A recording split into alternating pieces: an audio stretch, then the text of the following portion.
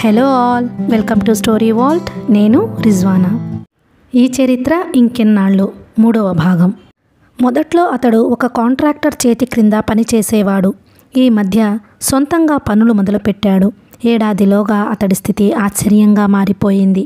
అతడి ఐశ్వర్యం పాము పుట్టలా పెరిగిపోవడం మొదలుపెట్టింది. అతడు నిస్సంతు కావడం వల్ల అతడి ప్రేమంతా పార్వతీ మీద, ఆమె కూతురు మీద ప్రసరించడం మొదలుపెట్టింది. పార్వతీ వాళ్ళు ఉండటానికి నల్లకుంటలో ఒక బిల్డింగ్ కొన్నాడు. ఉషారాణికిప్పుడు 8 ఏళ్ళు. కాన్వెంట్లో చదువుతుంది. బడికి తీసుకురావడానికి ఒక ఆయా ఉంది. రోజులు సాఫీగా సాగిపోతుంటే ఒకరోజు చిన్న గాలి దుమారం లేచింది. ఇవాళ మా బడిలో ఫంక్షన్కు నువ్వు రావాలి అంది ఉష. మూర్తి అంకుల్ వస్తాడుగా, అంకుల్కి నిన్నే ఫోన్ చేసి చెప్పాను. ప్రతిసారి అంకుల్ని తీసుకువెళ్ళమని ఎందుకు చెబుతావు? నువ్వెందుకు రావు? ఉష నిగ్గదీస్తున్నట్టుగా అంది. నాకీరోజు స్కూల్లో పనుందమ్మా. అంకుల్ వస్తాడుగా. అందరికీ వాళ్ళ పేరెంట్స్ వస్తారు. నేను మాత్రం అంకుల్ చెయ్యి పట్టుకుని బిక్కుమంటూ వెళ్ళాలి. అందరికీ ఉన్నట్టు నాకెందుకు డాడీ లేడు చెప్పు? డాడీ లేకుండా పుట్టానని, నువ్వు మంచిదానివి కాదని ఏమిటేమిటో వెక్కిరిస్తున్నారు మా కాన్వెంట్లో పిల్లలు. కాన్వెంట్కి నిన్ను వెక్కిరించడానికి వస్తున్నారో, చదువుకోవడానికి వస్తున్నారో వాళ్ళని నువ్వు అడగాలి. కలవరాన్ని కప్పిపుచ్చుకుంటూ పైకి ఏమీ తొణక్కుండా అంది పార్వతి. నేనేమైనా అంటే నా మీద పడి కొట్టడానికి వస్తారు వాళ్ళందరూ కలిసి. నా తరపున అడగడానికి నాకు డాడీ లేడుగా. మమ్మీ ఉండి కూడా మా కాన్వెంట్కి రాదుగా. ఆ పిల్లకు క్రమంగా ఏడుపు వచ్చేస్తోంది. చెప్పు మమ్మీ, నేను డాడీ లేకుండానే పుట్టానా? పిచ్చి పిల్ల, డాడీ లేకుండా ఈ ప్రపంచంలో ఎవరైనా పుడతారా? ఎవరైనా అలా పుట్టారేమో అడుగు. మీ డాడీకి ఒకటే బొమ్మల పిచ్చి. మామూలుగా జీవించడం అంటే ఆయనకి నచ్చేది కాదు. బొమ్మలు గొప్పగా సృష్టించాలన్న తపనతో దేశ సంచారానికి వెళ్ళిపోయారు. వస్తారు ఎప్పుడో. కళాకారుల మనసులో చిత్ర విచిత్రం. అంతవరకు మనం ఓపికగా ఆయన కోసం నిరీక్షిస్తూ ఉండాలి. మీ డాడీ గురించి ఎవరైనా అడిగితే ఆయన గొప్ప ఆర్టిస్ట్ అని చెప్పు అని కూతురి వీపు తట్టింది పార్వతి. లోపల దావానలం మరుగుతున్నా పైకి ప్రశాంతంగా తొణక్కుండా ఉండడం నేర్చుకుంది. కూతురి మాటలు కలిగించిన కలవరాన్ని ఎక్కడా బయటకి కనిపించనీయలేదు. చిరునవ్వుతో నచ్చజెప్పే ప్రయత్నం చేసింది. ఎక్కడా? పైలోకంలోనా అని వెక్కిరిస్తారు మమ్మీ. వాళ్ల వెక్కిరింపులతో మనకేమిటి పని? మన చదువేమో మనం చదువుకొని వచ్చేయాలి. స్నేహితులు లేకుండా నాకు నీలాగా తోచదు మమ్మీ. అరే, ఉష ఎందుకో ఏడుస్తుంది సిస్టర్ అంటూ వచ్చాడు మూర్తి. అతడి పూర్తి పేరు శంకరమూర్తి. పార్వతీ వాళ్ళు మలక్పేటలో ఉండగా మూర్తి వాళ్ళింట్లోనే అద్దెకు ఉండేవాళ్ళు. వాళ్ళమ్మగారు పార్వతిని కూతురుగా చూచేది. ఉష అంటే ఆ ముసలామెకు చెప్పలేనంత ఇష్టం, ముద్దు. మూర్తికి అంతే ఉష అంటే. శ్రీధర్ పార్వతీ కోసం ఈ చిన్న మేడ కొన్న తరువాత నల్లకుంటకు వచ్చేశారు. వాళ్ల కాలనీ మారినా ఆ రెండిళ్ల మధ్య ఆత్మీయత తగ్గలేదు. మూర్తి వాళ్ళమ్మ వస్తూనే ఉంటారు. మంచి చెడ్డు విచారిస్తారు. ఈరోజు కాన్వెంట్లో ఫంక్షన్ ఉందట. ఈరోజు నేను వెళ్ళాలట. పాపం ఉషా ముచ్చట ఎందుకు కాదంటావు? వెళ్ళు పార్వతి. అది ఇప్పుడు వాళ్ళ డాడీని కూడా తీసుకురమ్మంటుంది. నేనెక్కడ తీసుకురాను? వాళ్ళ కాన్వెంట్లో పిల్లలు దాన్ని ఏడిపిస్తున్నారట. దానికి తండ్రి లేడని, అదని ఇదని. నువ్వు కొంచెం హెడ్ మిస్ట్రెస్తో కలిసి ఒక వార్నింగ్ ఇచ్చేసిరా. ఉషని ఏడిపించే అవసరం ఏమిటో కనుక్కొమ్మను. ఉష ఇన్నేళ్లలా చిన్నపిల్ల కాదు, జ్ఞానం వస్తుంది. ఆ పిల్ల ప్రశ్నలకు జవాబు చెప్పడం నీ బాధ్యత కాదా? నాకైనా మీరిద్దరూ ఎందుకు విడిపోయారో తెలియదు పార్వతి. వివరంగా అడిగితే నువ్వెక్కడ నొచ్చుకుంటావో అని అడగలేదు. ఉషా, నువ్వెళ్ళి చదువుకో. ఈరోజు నేను వస్తాలే మీ ఫంక్షన్కు. ఆ కథంతా నీకు మరోనాడు చెబుతాలే అన్నగారు. ఇప్పుడు ఫంక్షన్కి తయారయ్యే తొందరలో చెప్పడం కుదరదు. గంట తరువాత కూతురితో ఫంక్షన్కి బయలుదేరింది పార్వతి. పార్వతి గురించి ఎన్నెన్నో కథలు ప్రచారంలో ఉన్నాయి. పెళ్లి కాకుండానే బిడ్డను కన్నదని, భర్త అనేవాడు లేకుండానే ఆ కన్న బిడ్డను ధైర్యంగా పెంచుకుంటుందని అందరూ ప్రత్యేకంగా చూడసాగారు పార్వతిని. 25 ఏళ్ల వయసు. పూర్తిగా విరిసిన పువ్వంత అందంగా ఉంది. కళ్ళలో శాంతానికి, సంతోషానికంటే గంభీరమే ఎక్కువగా ఉంది. ఉషా చాలా క్లవర్ స్టూడెంట్. క్లాస్లో ఎప్పుడూ తనే ఫస్ట్. అలాంటి అమ్మాయిని కన్నందుకు మీరు గర్వపడాలి. అన్నట్టు మేడం, ఉషా ఫాదర్ ఏం చేస్తుంటారు? బొమ్మల పిచ్చిలో పడి ఆయన ఇల్లు వాకిలి వదిలేసిపోయారు. అంత పిచ్చేమిటండి, ఇల్లు వాకిలి వదిలేసేంత? కనుబొమ్మలు వ్యంగ్యంగా లేచాయి. ఒక పిచ్చిగా మారితే తప్ప ఒక గొప్ప ఆర్టిస్ట్, ఒక గొప్ప కవి, ఒక గొప్ప నటుడు కాలేరు ఎవరైనా. ఇంతకీ ఆయన ఎక్కడుంటారు మేడం? ఎక్కడున్నారో నాకు తెలియదు, చాలా క్లుప్తంగా శాంతం చెడకుండా చెప్పింది. పార్వతి అందానికి ముగ్ధురాలైన ఒక యువతి, మీరే ఒక బొమ్మలా ఉన్నారు. బాపు గీచిన బొమ్మంత అందంగా ఉన్న మిమ్మల్ని వదిలి ప్రాణం లేని బొమ్మల కోసం వెళ్ళిపోయారంటే నాకు చాలా ట్రాజడీ అనిపిస్తోంది అంది మనస్ఫూర్తిగా బాధను వ్యక్తం చేస్తూ. ఉషా మాత్రం తల్లితో రావడం సగర్వంగా ఫీల్ అవుతోంది. ఈ కాలంలో ఈ మాట అడగకూడదనుకోండి, అయితే అడగకుండా ఉండనులేం. మీరే క్యాస్ట్? తంబలి. ఓ, పూలమ్ముతారు కదూ. మా ఊళ్ళో తంబలి నర్సి అని ఉండేది. మా ఇంటి వృత్తి అదే. ఇవాళ గౌరవప్రదమైన ఉపాధ్యాయ వృత్తిలో ఉన్న కుల వృత్తి గురించి చెప్పుకోవడానికి కించపడలేదు పార్వతి. కేఆర్ విజయ పళవి టెంపుల్ దగ్గరో ఎక్కడో పూలమ్ముతుండేదట. ఇప్పుడు ఎంత గొప్ప యాక్టర్ అయిందో చూడు. ఇంకో సినిమా ఆరాధకురాలు అంది. మీరు టీచర్గా కంటే యాక్టర్గా బాగుంటారండి. మీ ఫేస్ కేఆర్ విజయకు చాలా దగ్గరగా ఉంది. పార్వతి చిరునవ్వు నవ్వి ఊరుకొంది.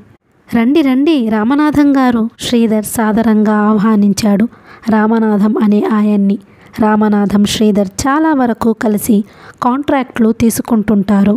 శ్రీధర్ కంటే ఆయన ఓ 10 ఏళ్ళు పెద్ద ఆయన. ఇద్దరూ మంచి స్నేహితులు. రామనాథంతో పాటు 25-30కి మధ్య ఉండే ఒక యువకుడు కూడా వచ్చాడు. ఇతడు నా బావమరిది సంపత్ కుమార్. గ్రాడ్యుయేషన్ చేసి 5 ఏళ్ళు అయిపోయింది, కానీ నిరుద్యోగి. ఉద్యోగం రానిదే పెళ్లి చేసుకోనని భీష్మించుకున్నాడు. ఆ ఉద్యోగం రాదు, బ్రహ్మచర్యము వదలడు అంటూ పరిచయం చేశాడు రామనాథం. ఉద్యోగమో మరో సంపాదనో లేకుండా పెళ్లి చేసుకోకపోవడం మంచిదే కదా. ఈ మధ్య పని ఒత్తిడి ఎక్కువైందని, నమ్మకంగా అన్ని పనులు చూచుకున్నందుకు ఒక మనిషి కావాలన్నావు కదా. నీకు నచ్చితే అతడిని నీ దగ్గర పెట్టుకోమని చెప్పడానికి తీసుకువచ్చాను. శ్రీధర్ తలెత్తి పరిశీలనగా చూశాడు సంపత్ను. మంచి పర్సనాలిటీ, చక్కటి వర్చస్సు ఉంది ముఖంలో. మంచి తెలుపు. ఉద్యోగానికంటే ఆడపిల్ల ఉంటే వరుడిగా చక్కగా పనికి వస్తాడు. సంపత్ని చూస్తుంటే శ్రీధర్ మనసులో అస్పష్టంగా ఉన్న ఆలోచనకు ఒక రూపం వచ్చినట్టుగా అయ్యింది. రేపు ఉదయం వచ్చి కలువు సంపత్, మీ బావగారు చెప్పిన దాని గురించి ఆలోచిస్తాను అని చెప్పాడు శ్రీధర్. అన్నట్టుగానే మరునాటి ఉదయం వచ్చాడు సంపత్. కాఫీ, టిఫిన్ ఇవ్వడం లాంటి మర్యాదలయ్యాక, నేను నిన్ను కొన్ని ప్రశ్నలు అడిగి ఇంటర్వ్యూ చేస్తాను. నీ జవాబుల మీద ఆధారపడుతుంది నీకు ఉద్యోగం ఇవ్వడం ఇవ్వకపోవడం. నీ జవాబులు నాకు సంతృప్తి కలిగిస్తే ఉద్యోగం ఇవ్వను, నా పార్ట్నర్ని చేసుకుంటాను. పెట్టుబడి నాదేననుకో, లాభం మటుకు చెరిసగం పంచుతాను. పెట్టుబడి మీది, లాభం మాత్రం నాకు సగం పంచుతారా? అలా ఎలా? విస్మయంగా అడిగాడు సంపత్. అలా ఎలానో తరువాత చెబుతాను. ప్రస్తుతం నీ దినచర్య ఏమిటి? ఉదయమే ఎక్సర్సైజ్ చేయడం, తరువాత స్నానం చేసి పాలు పుచ్చుకోవడం, తరువాత పేపర్ చూడడం, అమ్మ వంట చేసి భోజనానికి లేపేలోగా పుస్తకాలో పత్రికలో చదువుకోవడం. మధ్యాహ్నం మా నాటక సమాజానికి వెళ్ళి నేను వేసే పాత్ర రిహార్సల్స్ చేయడం, సాయంత్రం సినిమాకో షికారుకో వెళ్ళడం, రాత్రికి భోజనం, పడక 10ంటిలోగానే. నాటకాలు వేసే అలవాటుందా? అందుకే అతడి మాటల్లో అంత ప్రస్ఫుటత అనుకుంటూ. అభిరుచి ఉంది. విధవ వివాహం మీద నీ అభిప్రాయమేమిటి? ఆమె వయసుని బట్టి, ఆమెకున్న సంతానాన్ని బట్టి ఆధారపడుతుంది నా జవాబు. వయసు 24. ఒక ఆడపిల్ల ఉంది. 8 ఏళ్ల వయసు ఆ పిల్లకి. తను BA BEd అయి టీచర్గా చేస్తోంది. ప్రస్తుతం MA ప్రైవేట్గా రాయడం కోసం చదువుతుంది. ప్రస్తుతం ఉద్యోగం సిటీలోనే. ఇప్పుడు చెప్పు నీ అభిప్రాయం అన్నట్టు చూశాడు. యవ్వనం తొలి మెట్టు మీద కాలు పెడుతూనే భర్తను, సౌభాగ్యాన్ని పోగొట్టుకున్న స్త్రీ అక్కడ నుండి ఒంటరిగా ప్రయాణం చేయడం చాలా దుర్భరమైన విషయమండి. అలా ఒంటరి ప్రయాణం చెయ్యమని చెప్పడం చాలా అమానుషమైన సంగతి. నేను వితంతు పునర్వివాహాన్ని సమర్థించే వారిలో మొట్టమొదట నిలుస్తాను. మాటలతో సమర్థించే వారిలో నిలుస్తావా? చేతలలో పెట్టే వారిలో కూడా నిలుస్తావా? అవకాశం వస్తే ఆచరణలో కూడా పెట్టగలనండి. అయితే ఉండు, వస్తాను అని శ్రీధర్ లోపలికి వెళ్ళి ఆల్బం పట్టుకు వచ్చాడు. ఈమె పార్వతి, నా మేనకోడలు. ఈ అమ్మాయి పార్వతి కూతురు. భర్త ఉండి లేనట్టే అంటే ఆమె శీలం మీద నింద వేసి వెళ్ళిపోయాడు. పిల్ల కడుపులో ఉండగానే వాళ్ళిద్దరూ ఇక కలిసే అవకాశం లేదు. నువ్వామెను పెళ్ళాడితే నా పార్ట్నర్ని చేసుకుంటాను. ఆ పిల్ల నీకు సమస్య కానివ్వను. నాకు పిల్లలు లేరు, పెంచుకుంటాను. నేను మీ మేనకోడలిని పెళ్ళాడతానండి. నా పెళ్ళి అందరిలా మామూలుగా కాకుండా కేవలం నా సుఖ సంతోషాల కోసమే కాకుండా ఒక జీవితాన్ని చక్కదిద్దితే అవుతున్నందుకు నేనెంతో గర్వపడతాను. నీకు ఇంకో సంగతి కూడా చెప్పదలుచుకున్నాను. దాచడం అనర్థాలకు దారితీస్తుంది కాబట్టి. పార్వతికి అగ్నిసాక్షిగా పెళ్లి కాలేదు. వాళ్ళిద్దరి మధ్య అనుబంధం ఏర్పడడం చూసి మా అక్కయ్య తన తృప్తి కోసం ఆ పిల్ల మెడలో పసుపు కొమ్ము కట్టించింది. అతడు తన తల్లిదండ్రులను ఒప్పించి పెళ్లాడతానన్నాడు. అంతలో అనర్థం జరిగిపోయింది. పంచతంత్ర కథలోనే దమనకుడు, కర్కటకుడు లాంటి ఒక దుష్టుడు వారిద్దరిని కుట్రపన్ని దూరం చేశాడు. సుందర్ గురించి ఆ తరువాత జరిగింది వివరంగా చెప్పాడు శ్రీధర్. ఇప్పుడు చెప్పు సంపత్, పార్వతిని మనస్ఫూర్తిగా స్వీకరించగలవా? ఒక్కడు కాదు, ఇద్దరు మగవాళ్ళు అన్యాయం చేశారు ఆమెను. ఆమె అంటే నాకు చెప్పలేనంత జాలి వేస్తోంది. నేను మనస్ఫూర్తిగా పార్వతిని పెళ్ళాడగలనండి. పాప ఆమెతో ఉన్నా నాకేమీ అభ్యంతరం లేదు. నువ్వింత తేలికగా ఒప్పుకోవడం నాకు చాలా సంతోషంగా ఉంది. సంపత్, నువ్వు ఒప్పుకోవేమో. నీకు ఏమేం లంచాలు ఆశ పెట్టాలా అని ఆలోచిస్తున్నాను. నా పని చాలా తేలిక చేశావు, కానీ నీ పనే కొంచెం కష్టంతో కూడుకొన్నది. నువ్వు ఒప్పుకున్నంత తేలికగా పార్వతి ఒప్పుకోదు ఈ పెళ్లికి. ఎందుకంటే ఆమె మనసులో మగవాళ్ళంటేనే ఒక అయిష్టత ఏర్పడింది.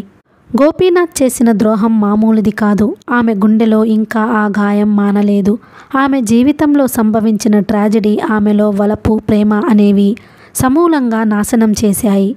నువ్వు ప్రేమ జల్లు కురిపించి తిరిగి అవి మొలకెత్తేట్టు చేసుకుంటే తప్ప మీ పెళ్ళి జరగదు. నిన్ను ఎలాగైనా పార్వతి ఇంట్లో ప్రవేశింపజేసే వరకు నా బాధ్యత. ఆ తరువాత పార్వతిని దారిలోకి తెచ్చుకోవడం నీ బాధ్యత. నిన్ను నా పార్ట్నర్గా కాదు, మీ పెళ్లి రోజు నా సగం ఆస్తి రాసిస్తాను నీకు. మీ ఆస్తి నాకేం వద్దండి. డబ్బు కోసమే నేను ఈ పని చేసినట్టు అవుతుంది. మన మధ్య అలాంటి అగ్రిమెంట్ ఉందని తెలిస్తే నన్ను మూడో మోసగాడి క్రింద జమకట్టేస్తుంది. ఆస్తిపరుడిని కావడం ఇష్టమే గాని అది భార్య వల్ల కావడం అంత అవమానం మరొకటి ఉండదు మగవాడికి. జీవిత భాగస్వామిని గెలుచుకోవడం అనేది నా పురుషత్వానికి వన్నె తెచ్చేది కావాలి గాని మచ్చ తెచ్చేది కాకూడదు. శ్రీధర్ చప్పున లేచి సంపత్ను గాఢంగా ఆలింగనం చేసుకున్నాడు. నాకు చాలా సంతోషంగా ఉంది సంపత్. సహృదయత, సంస్కారం మూర్తి భవించిన నీ అండ పార్వతికి దొరికితే తనంత అదృష్టవంతురాలు మరి ఉండదు. పార్వతిని గురించిన చింత నాకు లేకుండా చేసిన వాడికి నాకు నేను మంచి బహుమతి ఇవ్వగలను అన్నాడు సంతోషాతిశయంతో. ఆ రోజు శనివారం కావడం వల్ల పార్వతికి ఒక పూట బడి. మధ్యాహ్నం బడి నుంచి వచ్చాక ఫ్రెష్గా ముఖం కడుక్కొని ఉదయం చూడడానికి వీలవని పేపర్స్ చూస్తూ కూర్చుంది తీరుబాటుగా. ఉష ఏదో లెక్క చెప్పించుకోవడానికి వచ్చి వెయిట్ చేస్తూ నిలబడింది. కారు దిగి లోపలికి వస్తున్న శ్రీధర్ని చూసి తాతయ్యొచ్చాడు అని గంతులేయసాగింది ఉష. ఉషా బుగ్గ మీద ముద్దు పెట్టి బాగున్నావా పార్వతి అని అడిగాడు శ్రీధర్. బాగున్నాను మామయ్య. అత్తయ్య బాగుందా? బాగుందమ్మా. కాళ్ళు కడుక్కో మామయ్య, భోంచేద్దువు. కాళ్ళు కడుక్కోవడం అది తరువాత కానీ నేను పని మీద వచ్చానమ్మా అన్నాడు కుర్చీలో కూర్చుంటూ. నాతో నీకేం పని మామయ్య? ఆశ్చర్యంగా అడిగింది పార్వతి. నా ఫ్రెండ్ బావమరిది ఒకతనికి ఈ ఊళ్ళో ఒక కంపెనీలో ఉద్యోగం వచ్చింది. ఉండడానికి గది కోసం తిరిగితే ఎక్కడా దొరకలేదట. గది దొరక్కపోవడం వల్ల ఉద్యోగం కూడా వదులుకుపోవలసిన అవసరం ఏర్పడింది. ఈ సంగతి నాకు తెలిసి ఇలా మా మేనకోడలి ఇల్లుంది, ప్రస్తుతానికి అక్కడ దిగండి, తరువాత మంచి గది దొరకగానే వెళ్ళిపోవచ్చు అని చెప్పి తీసుకువచ్చాను నాతో. నువ్వు పర్మిషన్ ఇస్తే కారు దించి ఇంట్లోకి తీసుకువస్తాను. నువ్వు ఆజ్ఞాపించడం తప్ప అనుమతి కోరడం జరగకూడదు మామయ్య. నువ్వు కొనిపెట్టిన ఇల్లు ఇది. అసలు నాకు క్రొత్త ఊపిరి, క్రొత్త జీవితం ఇచ్చింది నువ్వు. నా అనుమతి కోరడమా? పార్వతి నొచ్చుకున్నట్టుగా అంది. ఇల్లు నేను కొనిపెట్టినంత మాత్రాన ఇంట్లో ఎవరినో తెచ్చి పెడతాననడం బాగుంటుందా? నీకిష్టమో కాదో తెలుసుకోవద్దా? బాగుంటుందో బాగుండదో నువ్వు ఆలోచించకుండానే తీసుకువచ్చాననుకోను. అతడిని కారులో ఎంతసేపు కూర్చోబెడతావో అమర్యాదగా. లోపలికి తీసుకురా మామయ్య. శ్రీధర్ ముసిముసిగా నవ్వుకుంటూ వెళ్ళి సంపత్ని కారు నుండి దింపి వెంటబెట్టుకు వచ్చాడు. ఈమె పార్వతి, BA BEd, ఈయన సంపత్ కుమార్ BA అని పరస్పరం పరిచయం చేశాడు. నన్ను పరిచయం చేయవా తాతయ్య? ఉషా బుంగమూతి పెట్టేసింది. సారీ మనవరాలా, జుట్టు తెల్లబడక ముందే, సరిగా 30 ఏళ్ళు రాకముందే తాతయ్యని చేసిన ఈ మనవరాలిని ముందుగానే పరిచయం చేయాల్సింది మరచిపోయాను. ఫోటోలో కంటే అందంగా ఉన్న పార్వతిని కన్నార్పకుండా చూస్తున్నాడు సంపత్. శ్రద్ధగా గమనిస్తున్న శ్రీధర్ మోచేత్తో పొడిచాడు. జాగ్రత్త, మొదటి చూపులోనే రౌడీగా కనిపించి ప్లానంతా పాడు చేయకు అన్నాడు చిన్న గొంతుకతో. సారీ, ఈ లోకంలో పడ్డాడు సంపత్. అతడి సూట్ కేసుతో అతడికని కేటాయించిన మేడ మీద గదిలో దిగవిడిచి, పార్వతి నచ్చినట్టేనా అని అడిగాడు శ్రీధర్. తను నాకు నచ్చడం కాదు, ఆమెకు నేను నచ్చాలి సంపత్ చిన్నగా నవ్వి అన్నాడు. నీకేం తక్కువోయ్, హ్యాండ్సమ్ పర్సనాలిటీ, సినిమా హీరోలా ఉన్నావు. అయితే కేవలం ఈ అందచందాలతోనే గెలవడం అసాధ్యం కాబట్టి నీ మంచి మనసుతోనే గెలవాలి. కేసు పూర్తిగా అర్థమైంది సార్. పార్వతిని గెలవడం మీ తరపున కాదు, నా పురుషత్వానికి సవాలుగా తీసుకుని గెలుస్తాను. సంపత్ ఛాతీ పొంగించి మరీ చెప్పాడు. గెలిచానా? నా అంత అదృష్టవంతుడుండడు. పార్వతిని చూసిన మొదటి క్షణంలోనే ఆ విషయం నిర్ణయమైపోయింది నా మనసులో. నీ గెలుపు ఆమె జీవితంలోని విషాదానికి సమాధి కడుతుందన్నమాట. ఒక జీవితాన్ని అగ్నిగుండం నుండి బయటకి తీసుకువస్తుందన్నమాట. ఆ మాట నిజమైతే నా జన్మ చరితార్థమవుతోందన్నమాట. ఆ రోజు సాయంత్రం మీటింగ్ నుండి వచ్చేసరికి 5:30 అయిపోయింది పార్వతికి. ఆమె వచ్చేసరికి ఉషా హాల్లో కూర్చొని సంపత్తో హోంవర్క్ చెప్పించుకుంటోంది. పార్వతి రాగానే దిగ్గున లేచాడు సంపత్. నేనిక వస్తాను బేబీ. ఈ 2 లెక్కలు చెప్పండి అంకుల్, దీంతో ఇవాల్టి హోంవర్క్ అయిపోతుంది. హోంవర్క్ అయిపోతే ఇహ నిశ్చింతగా ఆడుకుంటాను. ఉషా సంపత్ చెయ్యి పట్టుకుంది. మమ్మీ వచ్చిందిగా చెబుతుంది. మమ్మీ అలసట తీర్చుకునేసరికి గంట పడుతుంది, ఇప్పుడు చెప్పదు. అయితే పైకి వెడదాం పద. పర్వాలేదు కూర్చోండి, నేను నా గదిలో రెస్ట్ తీసుకుంటాను. అయితే ముందు ఒక కప్పు వేడి కాఫీ పడినాకే లేండి. పార్వతి నవ్వుతూ భుజానికున్న హ్యాండ్ బ్యాగ్ టేబుల్ మీద ఉంచి టవల్ తీసుకుని వెళ్ళిపోయింది. మిగిలి ఉన్న 2 లెక్కలు ఉషకి అర్థమయ్యేటట్టు చెప్పి లేవబోయేంతలో పార్వతి కాఫీ కప్పుతో వచ్చింది. తీసుకోండి. అబ్బే ఇప్పుడెందుకండి? ఉషకి హోంవర్క్ చేయించి అలసిపోయి ఉంటారు, తీసుకోండి. చాలా చురుకైన పిల్ల, రెండోసారి చెప్పే అవసరం ఎప్పుడూ రాదు. ఏది చెప్పినా చురుగ్గా గ్రహించే పిల్లలుంటే చెప్పడానికి చాలా ఉత్సాహంగా ఉంటుంది. బేబీకి తల్లి అయినందుకు మీరు ముందు ముందు చాలా గర్వపడే రోజు వస్తుందని నా నమ్మకం. అవునా అని స్నిగ్ధంగా నవ్వింది పార్వతి. అప్పుడే ముఖం కడుక్కుందేమో. మైసూర్ చందనం సబ్బు వాసన తేలిగ్గా గాలిలో తేలి వస్తూ మనసుకు అదోలాంటి హాయి కలిగిస్తోంది. ముఖం మీద తడి సరిగ్గా తుడుచుకోనట్టుగా ముంగురులు అతుక్కున్నాయి. కుంకుమ నిర్లక్ష్యంగా పెట్టుకున్నట్టుగా బొట్టు వంకర టింకరగా ఉంది. అయినా ఏదో అందంగానే ఉంది. సంపత్ కాఫీ కప్పు క్రింద పెట్టి నేను వస్తానికా అని సెలవు తీసుకుని పైకి వెళ్ళిపోయాడు. పార్వతి రెస్ట్ కోసమని బెడ్ మీద పడుకుంటే గాఢ నిద్ర పట్టేసింది. గంట తరువాత దీపాలు వెలిగాక కానీ మెలకువ రాలేదు. అది ఉషా ఏడుస్తుంటే మెలకువ వచ్చింది. ఏమైంది ఉషా? పార్వతి గాబారాగా బయటకి పరిగెత్తుకు వచ్చేసరికి సంపత్ ఉషా పాదానికి తెల్లటి గుడ్డతో కట్టు కడుతున్నాడు. ఉషని టేబుల్ మీద కూర్చోబెట్టి, భయపడకు, చిన్న దెబ్బే, కట్టు కట్టేశా కదా, తొందరగా తగ్గిపోతోంది అని అనునయిస్తున్నాడు. Mummy కోప్పడుతుంది uncle. ఎందుకు? దెబ్బ తాకించుకున్నానని. పొరపాటుగా దెబ్బ తగిలితే మమ్మీ ఎందుకు కొడుతుంది? గేటు మీదకి ఎక్కబోయి క్రింద పట్టాను కదా, అందుకని కొడుతుంది. కొట్టొద్దని నేను చెబుతాలే. సంపత్ మెడ మీదగా తల్లిని చూసి గబుక్కున సంపత్ మెడ చుట్టూ చేతులు పెనవేసి అతడి ఛాతీకి బల్లిలా హత్తుక్కుపోయింది ఉష. మమ్మీ వచ్చేసింది అంకుల్ అంది గుసగుసగా. ఏమిటే మమ్మీని రాక్షసిగా చిత్రీకరిస్తున్నావు అంకుల్ దగ్గర అంటూ సమీపించింది పార్వతి. బేబీని ఏమీ అనకండి, పాపం దెబ్బ బాధ కంటే మీరు కొడతారనే ఎక్కువగా భయపడుతోంది. మరి అలా గేట్లు గోడలు ఎక్కేయొచ్చా? దెబ్బలు తాకితే బాధ ఎవరికి? అవి సెప్టిక్ అయి జ్వరం వస్తే డాక్టర్ దగ్గరికి పరిగెత్తాల్సింది నేనే కదా. బొమ్మలున్నాయి, సైకిల్ ఉంది, అవి చాలవా ఆడుకోవడానికి?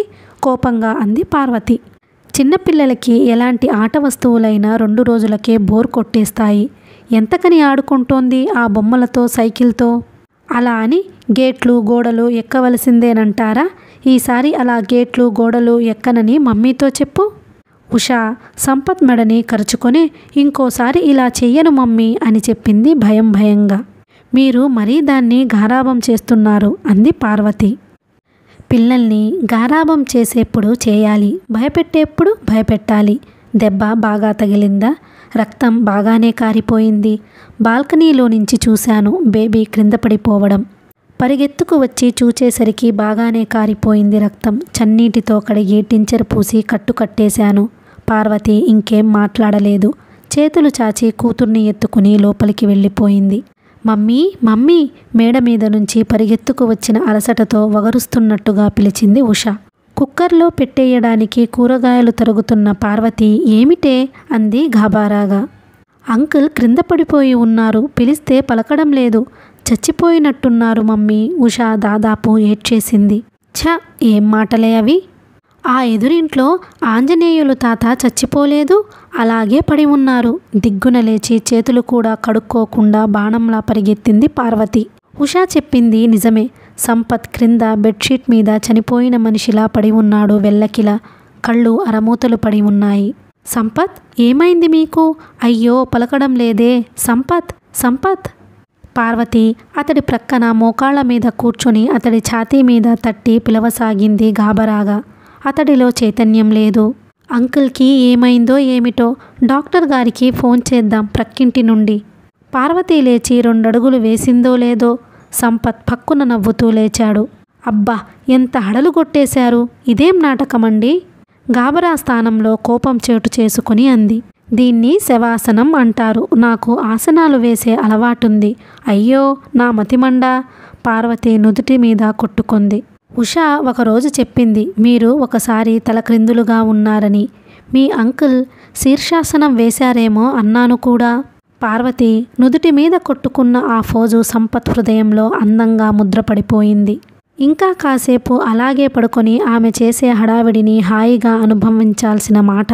తెల్లగా దృఢంగా ఉన్న శరీరాన్ని కడ్రాయర్ బనీను దాచలేకపోతుంటే పార్వతి లజ్జతో చూపులు త్రిప్పుకుంది.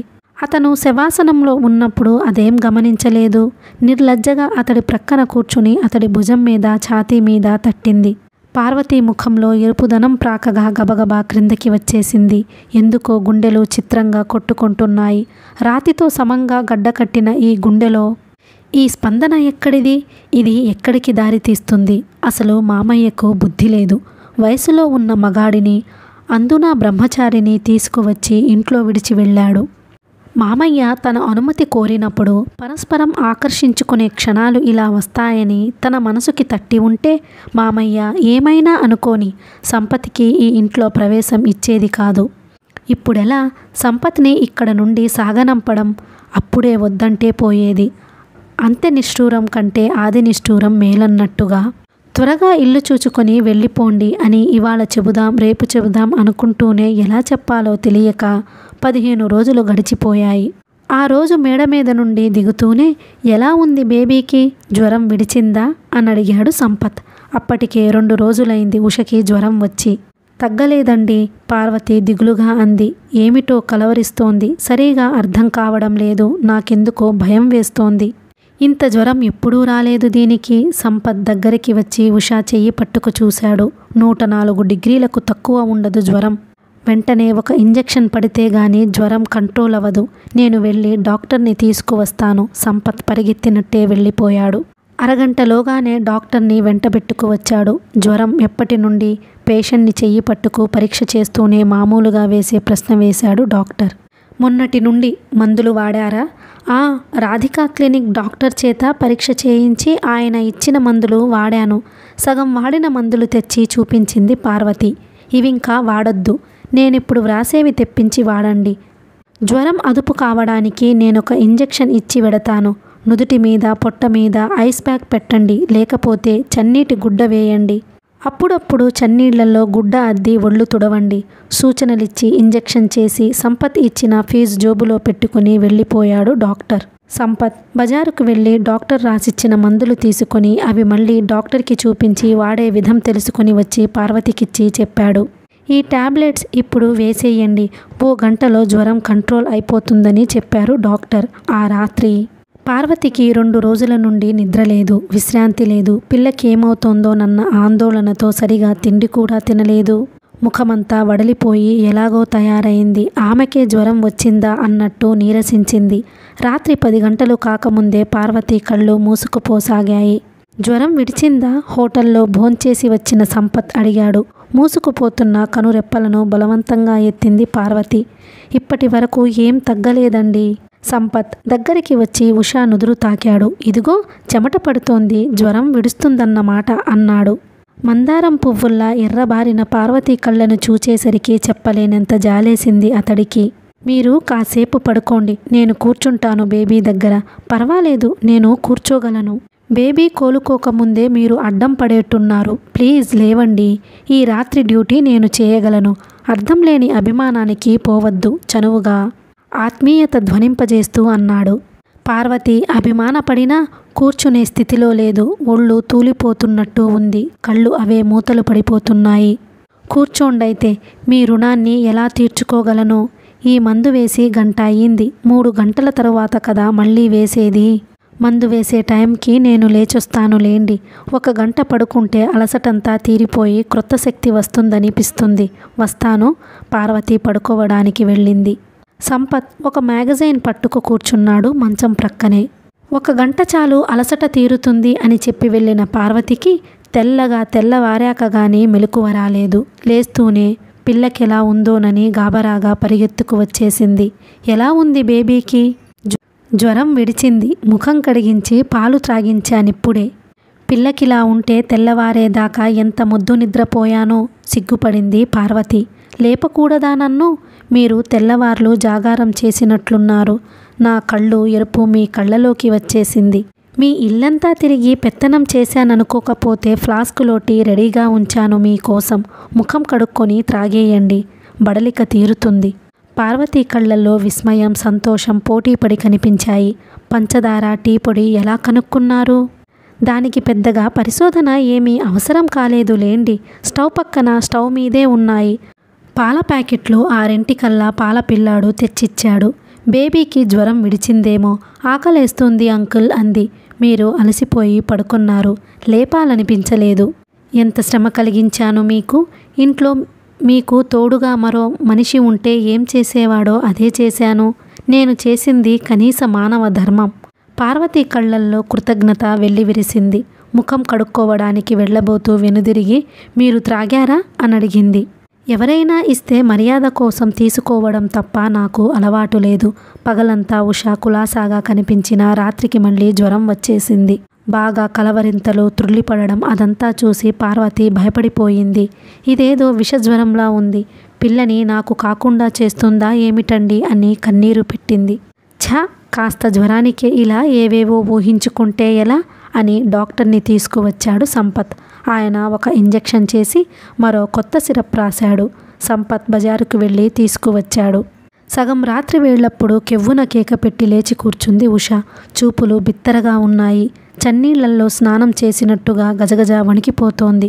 పార్వతి పిల్లను చుట్టేసి ఏమిటే, ఏమైంది? భయపడ్డావా? నేనున్నాగా, నీ దగ్గరే ఉన్నాను అని గుండెల కదుముకోసాగింది. ఎవరో పట్టుకెళ్ళడానికి వచ్చారు మమ్మీ. నల్లగా భూతంలా ఉన్నారు. ఇంకా ఆ అదురు పోనట్టుగా బిగ్గరగా కళ్ళు మూసుకుంది. నేనున్నాగా, అంకుల్ కూడా ఇక్కడే ఉన్నారు. నీకేం భయం లేదు. అసలెవరూ రాలేదు ఇక్కడికి. జ్వరంలో నీకు కలపడినట్టుంది. కాసేపటికి ఉషని పక్క మీద పడుకోబెట్టి పక్క గదిలోకి వెళ్ళి ఇంతసేపు బిగబట్టుకున్న దుఃఖాన్ని కక్కేయసాగింది పార్వతి. ఏమిటిది చిన్నపిల్లల? జ్వరం వస్తే ఏమవుతుంది? ఎందుకు భయపడడం? సంపత్ చనువుగా పార్వతి భుజం మీద చెయ్యేశాడు. ఏట్లో కొట్టుకుపోతూ ఆసరా దొరకగానే చప్పున పట్టేసుకున్నట్టుగా అతడిని అల్లుకుపోయింది పార్వతి. భయపడకు పార్వతి, బేబీకి ఏం కాదు. ఆమె మీద మృదువుగా తట్టి అన్నాడు సంపత్. మామయ్యకి ఫోన్ చెయ్యండి. ఆయన వస్తే నాకు ధైర్యంగా ఉంటుంది. ఫోన్ పక్కింట్లో ఉంది. తెల్లవారని అలాగే చేస్తాను. మీరు కూడా లేకపోతే నేను గుండాగి చచ్చేదాన్ని. సుఖం ఒంటరితనాన్ని కోరుకుంటే ఆపద అందరూ దగ్గరవ్వాలని కోరుకుంటోంది. ఆమెకు సన్నిహితమయ్యే సంఘటన ఏర్పడాలని కోరుకున్నాడే గాని అది ఈ రూపంలో రావాలనుకోలేదు. ఆడుతూ పాడుతూ తిరిగే పిల్ల ప్రాణాపాయ స్థితిలో పడాలని కలలో కూడా కోరుకోలేదు తను. పార్వతికి దగ్గరైన ఆనందం అతడికి ఏ కోశానా లేదు. యాపిల్ పండులా ఉండే పిల్ల 2 రోజుల జ్వరానికే పీక్కుపోయిన ముఖంతో చైతన్యం కోల్పోయి బట్ట పేలికలా పడింది. సంపత్ మనస్సంతా ఆ పిల్ల మీదే ఉంది. ప్రొద్దుటే వెళ్ళి శ్రీధర్కి ఫోన్ చేసి వచ్చాడు సంపత్. అతడు మధ్యాహ్నానికల్లా కారు దిగాడు. అతడొచ్చే ముందే ఉషకి జ్వరం విడిచింది. సంపత్ పళ్ళరసం త్రాగిస్తున్నాడు స్పూన్తో. ఎలా ఉంది బేబీకి? శ్రీధర్ గాబారాగా సమీపించాడు. ఇంతకు ముందే జ్వరం విడిచింది. రాత్రి చాలా భయపెట్టేసింది. అమ్మయ్య, బాగుంది కదా. ప్రొద్దున నువ్వు ఫోన్ చేస్తే ఎంత బడలిపోయానో. ఏమ్మా ఉషా ఎలా ఉంది? రాత్రి గడవదేమో అనుకున్నాను మామయ్య. అంత భయపెట్టేసింది. ఎవరో కనబడ్డట్టుగా ఏదో అవుతున్నట్టుగా కెవ్వున కేక వేసి లేచి కూర్చుంది. ఒళ్ళు చూస్తే మండిపోతోంది. మందులకు కంట్రోల్ అవ్వడం లేదు. అలాంటప్పుడు సంపత్ గారే లేకపోతే నేనేమైపోదునో. ఆయన చాలా ధైర్యం చెప్పారు అంది పార్వతి. పళ్ళరసం త్రాగి పడుకుంది ఉష. సంతోషంతో పైకి వచ్చాడు శ్రీధర్. ప్లాన్ సక్సెస్ఫుల్లేనా? ఆమె నాకు దగ్గరగా వచ్చిన మాట నిజమే, కానీ ప్రేమ వల్లో ఆకర్షణ వల్లో కాదు. బేబీకి వచ్చిన జ్వరం ఆమెను భయపెట్టి నా దగ్గరికి నెట్టింది. బేబీ ఆరోగ్యంగా లేచి తిరిగాక ఆ దగ్గరితనం ఇలాగే నిలిస్తే మన ప్లాన్ సక్సెస్ఫుల్ అయినట్టే. పార్వతి మనసు గెలిచేందుకు బేబీకి జ్వరం రావాలని నేను కలలో కూడా కోరుకోనిది. నీకు అనుకూలమైన వాతావరణం ఏర్పడినప్పుడు మాత్రం ఉపయోగించుకోకుండా వదిలేయకు. కాలినప్పుడే ఇనుము మీద సమ్మెట దెబ్బ వేయాలి. ఇదంతా మన మంచి కోసమే వచ్చిందనుకో.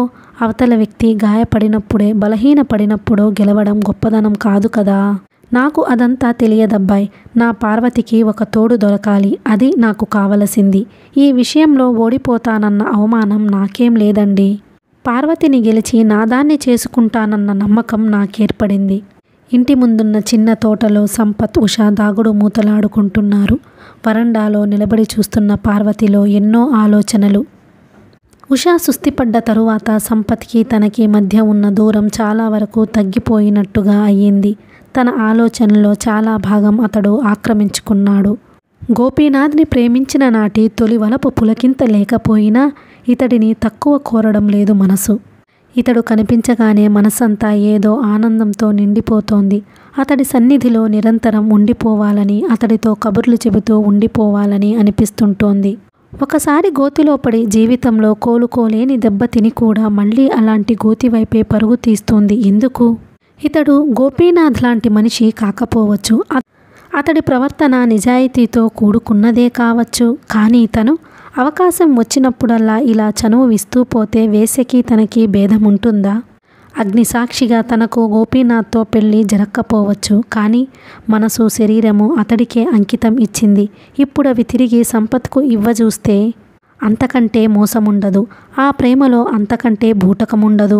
పెళ్లి కాకుండా తల్లి అయి ఇప్పటికే సమాజానికి ఎదురు తిరిగింది. ఇంకా 2 పురుషులతో 3 పురుషులతో సంసారం మరీ అంత నీతిమాలింది కాలేదు తను. తెలియక తప్పటడుగు వేయడానికి, తెలిసే తప్పటడుగు వేయడానికి చాలా భేదం ఉంటుంది. ఇక నుండి తన మనసుని తన కట్టుదిట్టంలో పెట్టుకోవలసిందే. దాన్ని కట్టుదిట్టం చేయాలంటే ముందు సంపత్ని ఇక్కడ నుండి పంపించి వెయ్యాలి. అరగంట సేపు ఆడి ఆడి అలసిపోయినట్టుగా క్రింద కూలబడిపోయింది ఉష. సంపత్ ఆ పిల్లను ఒళ్ళోకి లాక్కుని కబుర్లు చెబుతున్నాడు. 2 పసిపిల్లల్లా నవ్వేసుకుంటున్నారు. ఎందుకో ఇంత మంచి మనిషిని దూరం చేసుకుంటే ఆ నష్టం దేనితో పూడ్చగలరు? కానీ తప్పదు. పార్వతి ఒక నిశ్చయంతో వాళ్లకేసి అడుగులు వేసింది. మీరు ఉషను చాలా అలవాటు చేసుకుంటున్నారు. మీరు వేరే ఇల్లు చూచుకుని వెళ్ళిపోయినప్పుడు అది బెంగపడగలదు.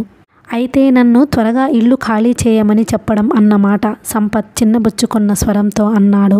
అది ఎప్పుడో ఒకనాడు తప్పదు కదా. మనుషుల మధ్య బంధాలు ఏర్పడకముందే ఎవరి దోవన వాళ్ళు వెళ్ళిపోతే బాగుంటుందని నా ఉద్దేశం. బంధాలు ఏర్పడితే నష్టమేమిటి పార్వతి? నీతి బంధం, ధర్మబద్ధం కాని బంధాలు బ్రతుక్కి బాధాకరంగా పరిణమిస్తాయి సంపత్ గారు. పెళ్లి కాకముందే నేను వేసిన ఒక తప్పటడుగు నా జీవితాన్ని శాపగ్రస్తం చేసి వేసింది తెలుసా? తెలుసు పార్వతి. మీ మామయ్య నీ కథంతా చెప్పాడు. నీ బ్రతుకులో ఏర్పడిన వెలితి, విషాదం అనుక్షణం ఆయన మనసును పట్టి పీడిస్తోంది. నీ బ్రతుకులో ఏర్పడిన వెలితిని, విషాదాన్ని పారద్రోలే బాధ్యత నాకప్పగించి నన్నిక్కడ దిగవిడిచి వెళ్ళాడు. మన మధ్య ఒక బంధం ఏర్పడాలని నేను మనస్ఫూర్తిగా కోరుకుంటున్నాను. నిన్ను నేను అగ్నిసాక్షిగా పెళ్లాడగలను. పార్వతి, నీకా భయమేమీ అక్కరలేదు, సంపత్ మృదు గంభీరంగా అన్నాడు. ఒక బిడ్డ తల్లిని పెళ్లాడి చరిత్రను సృష్టిస్తారన్నమాట. పార్వతి విరక్తిగా నవ్వింది. ఈ పెళ్ళి సమాజానికి ఒక అపశృతిగా వినిపిస్తుందే గాని సహజంగా కనిపించదు. ఇప్పుడు సమాజం సంగతి ఎందుకు? జీవితంలో నువ్వు తిన్న దెబ్బకు పొందిన విషాదానికి అది నీకు సానుభూతి తెలిపిందా? ఆదుకోవడానికి ప్రయత్నించిందా? పైగా హేళనలతో, చిత్కారాలతో గాయపరచడానికి ప్రయత్నించి ఉంటుంది. అలాంటి నిర్దాక్షిణ్యమైన సమాజం గురించి నువ్వు ఆలోచించనక్కరలేదు. నీ ఆలోచనలను, నీ జీవితాన్ని సమాజంతో ముడిపెట్టనక్కరలేదు. నీ జీవితం నీది. నీ ముందున్న అవకాశాన్ని బట్టి నీ జీవితాన్ని తీర్చిదిద్దేందుకు ప్రయత్నించాలి. సమాజంలో బ్రతుకుతూ సమాజంతో పనిలేదంటే ఎలా? ఎవరికి వాళ్ళు కట్టుబాట్లు త్రెంచుకొని జీవించడం సమాజ కల్లోలానికి దారితీయదా? అడవుల్లోనే ఎక్కడో జీవించడం లేదు కదా ఒంటరిగా. తెలిసి తెలియని వయసులో కట్టుబాట్లను అధిగమించాను, దారి తప్పాను. మిమ్మల్ని దారి తప్పించినా అలా జరగడానికి వీల్లేదు. ఎవరికి వాళ్ళు కట్టుబాట్లలో పడి ఉంటే ఈ సమాజం ముందుకు రాదు, వెనక్కి నడుస్తుంది. చైతన్యం, క్రొత్తదనం లేకుండా ఏ మానవజాతి ముందుకు వెళ్ళలేదు పార్వతి. ఒక్కోసారి కట్టుబాట్లు త్రెంచుకోవాల్సే వస్తుంది. సమాజ ధర్మానికి ఎదురు ఈదాల్సే వస్తుంది. నాగరికత, అభివృద్ధి విప్లవంలోంచే పుట్టుకు వస్తాయి. కొన్ని మంచి పనులు ఎదురీత వల్లే సాధ్యపడతాయని నా నమ్మకం. ఒకప్పుడు స్త్రీకి విద్యా హక్కు ఉండేది కాదు. భర్త చస్తే బ్రతికి ఉండే హక్కు ఉండేది కాదు. సతీ సహగమనం పేరు వింటే ఇప్పుడు మనం చెప్పలేనంత ఆశ్చర్యానికి లోనవుతాం. కొందరు ఆ కట్టుబాట్లకు ఎదురీదడం వల్లే కదా స్త్రీలకి విద్యావకాశం కలిగించాం, భర్త చనిపోయాక బ్రతికి ఉండే అవకాశం కలిగించాం. అంతెందుకు, వితంతు స్త్రీకి పునర్వివాహం కూడా జరిపించే రోజులొచ్చాయి. ఇవన్నీ మంచి పనులని నిక్కచ్చిగా నువ్వనుకుంటే అది సమాజ ధర్మానికి ఎదురీదడం వల్లే జరిగాయంటాను. ప్రస్తుతం నా కేసు అది కాదు కదా, పార్వతి తల వంచుకుని అంది. నీ కేసు అది కాదు, నిజమే. భర్త అనేవాడు లేకుండా బిడ్డ తల్లివి అయ్యావు. సాధారణంగా ఇలా కాలు జారి కడుపైతే గుట్టుగా లోపలే హత్య చేసి కడిగిన ముత్యాలై మరో కన్య వధువై మగాడిని పెళ్లాడి సంసారాలు సాగిస్తారు పతివ్రతల్లా. అది ఈ సమాజంలో ఒక అంతర్నీతి. ఈ ఆత్మవంచనకు, ఈ దగాకోరుతనానికి నువ్వు పాల్పడకుండా ధైర్యంగా ఆ చిన్నారికి ఒక రూపం ఇచ్చి ఈ ప్రపంచం మీదకి తెచ్చావు. నువ్వుగా నిలబడ్డావు కానీ మోసగించే వేషం వేయలేదు. అందుకే మామూలు స్త్రీ కంటే ఒక మెట్టు పైనే కనిపిస్తావు నాకు నువ్వు. అతడి మాటలకు ముగ్ధురాలైనట్టుగా చూసింది పార్వతి.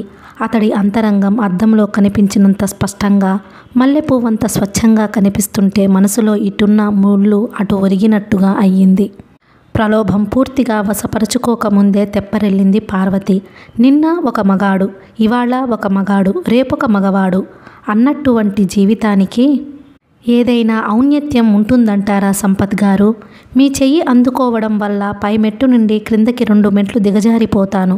జీవితంలో ఒకనాడు తప్పటడుగు పడినా ఇంకా పతనమైపోవాలని లేదు. ఇంతిదిగా చేసి వెళ్ళిన ఆ మగాడు మాత్రం లక్షణంగా పెళ్ళాడి ఉత్తమ గృహస్థు అయి ఉంటాడు. నీతో సంబంధాన్ని ఒక పీడకలలా మర్చిపోయి ఉంటాడు. నువ్వు మాత్రం ఒకే మగాడు అన్న రీతికి కట్టుబడి ఉంటావు. ఇదెక్కడి న్యాయం? సంపత్ ఆవేశంగా అడిగాడు. ఈ సమాజంలో మగాడికో నీతి, ఆడదానికో నీతి ఎందుకని? ఆ మగాడు చెడ తిరిగాడు కదా, నేను చెడ తిరుగుతాను అనుకుంటూ పోతే ఈ మనుషులకు ఒంటి మీద బట్టలే అక్కరలేకుండా పోతాయి సంపత్ గారు. మగాడికి తిరిగే అవకాశాన్ని ప్రకృతి ఇచ్చింది, స్త్రీకి ఇవ్వలేదు. ఆ సత్యం గ్రహించకపోతే ఎలా? సాధ్యమైతే ఆ మగాడికో నీతి పాఠం నేర్పాలి గాని అతడు నీతి చెడ్డాడు, నేను నీతి చెడతాను అనేది సమంజసమైన మాట కాదు. అలాంటి మగవాడికి నీతి పాఠం ఎలా చెబుతావు నువ్వు? సంపత్ స్వరంలో ఎగతాళి. అతడి వల్ల కలిగిన నా కూతుర్ని విలక్షణంగా ఏ తండ్రి అయినా గర్వపడే కూతురిగా మలిచి అతడి ముందు నిలబెడతాను. అందుకోసం నా జీవితాన్ని ధారబోస్తాను. అందుకోసం పరిశుద్ధంగా ఈ ఒంటరితనంతో పోరాడుతూనే సాగుతాను. అప్పుడు కలగదా అతడికి పశ్చాత్తాపం? అప్పుడు రాలవా 2 కన్నీటి బొట్లు? అది చాలదా ఈ గుండెల్లో మండే మంట ఆరడానికి? భావోద్వేగంతో అంది. నీ జీవితం క్రొవ్వొత్తిలా వెలిగి ఆరిపోయాక ఆ 2 కన్నీటి బొట్ల వల్ల ఏమిటి లాభం? ఏం సాధించినట్లు? ఎవరిని గెలిచినట్లు? ఆయన వల్ల అన్యాయమైన ఈ జీవితాన్ని ఇలాగే ఆయన కట్టెదుట నిలబెడతాను ఎప్పుడో ఒకనాడు సంపత్ గారు. అప్పుడు మనిషన్నవాడికి పశ్చాత్తాపం తప్పకుండా పడుతుంది. అంతకు మించిన విజయం ఏముంది నాకు? లేదు, స్త్రీ జాతికి విముక్తి అనిపిస్తుంది నిరసనగా అన్నాడు సంపత్. ఎందుకో హర్షించలేకపోతున్నాను నీ దారి. మగవాడికి లేని నీతి, అతడికి లేని పవిత్రత నీకెందుకు? నీకై నువ్వు బంధితురాలివి కావడం ఎందుకు? ఎందుకంటే ఒకచోట అవినీతి ఉందంటే దాన్ని కడగడానికి నీతి కావాలి. ఒకచోట అధర్మం ఉందంటే దాన్ని జయించడానికి ధర్మం కావాలి. మగవాడు అధర్మవర్తనుడైతే అతడిని గెలవడానికి స్త్రీ ధర్మవర్తనురాలు కావాలి. అతడు తప్పు చేశాడు, నేనెందుకు చేయకూడదు అనుకుంటే సమాజంలో అరాజకం తప్పితే అధర్మం మీద ధర్మం జయించడం అన్న ప్రశ్నే ఉండదింకా. ధర్మాధర్మాల గురించి బాగానే తెలిసిన దానివి. నన్ను రిక్తహస్తుడిగా పంపించి వేయడం నీకు ధర్మమా? ఏం చెయ్యను? ఎంతో సహృదయతో ముందుకు వచ్చిన మీ చెయ్యి అందుకోవాలనే ఉంది, కానీ అందుకోలేను. ఆ అందుకోకపోవడం వల్ల నేను పొందే నష్టం జీవితంలో పూడ్చుకునేది కాదని కూడా నాకు తెలుసు. కానీ తప్పదు. పార్వతి గొంతు గద్గాధికంగా నీళ్లు నిండిన కళ్ళతో అంది. ఒక్కసారి నా తరపున ఆలోచించు పార్వతి, సంపత్ విచలిత స్వరంతో అన్నాడు. ఉషకి సీరియస్ అయిన ఆ రాత్రి మీ తోడు లేకపోతే నేనేమైపోయేదాన్నో అనుకున్నాను. దైవం ఎల్లకాలం మీ తోడు ప్రసాదిస్తే బాగుండునని కూడా అనుకున్నాను. కానీ నా జీవితాశయం నెరవేరాలంటే అలా జరగకూడదు. నా చిన్నారి కూతురుతో నేను ఒంటరిగా సాగిపోవడానికే నిశ్చయించుకున్నాను. నాకిది తొలి వలపు భంగపాటు. ఒకనాడు నువ్వు పడ్డ నరకం నేను పడాలిప్పుడు. శ్రీధర్ గారు ఊరుకోలేనట్టుగా నన్ను అగ్నిజ్వాలల్లోకి విసిరివేశారు. జీవితంలో ఇవ్వకపోయినా మనసులో మీకొక ఉన్నత స్థానమే ఉంది సంపత్ గారు. థ్యాంక్స్. అది కొంత ఊరట ఈ మండే గుండెలకు. అప్పుడే మండడం మొదలుపెట్టాయా గుండెలు? హాస్యంగా నవ్వింది పార్వతి. నీకు హాస్యంగా ఉంది నా బాధ. అతడి కళ్ళల్లో మెరుస్తున్న తడికి పార్వతి మనసు పిండినట్టు కాగా ముఖం తిప్పుకుంది. సంపత్ ఆ మరురోజే వెళ్ళిపోయాడు. సంపత్ అంకుల్ ఎప్పుడొస్తారమ్మా అంటూ ఉష ఎన్నో రోజులు కలవరిస్తూనే ఉంది. కథ కొనసాగుతుంది.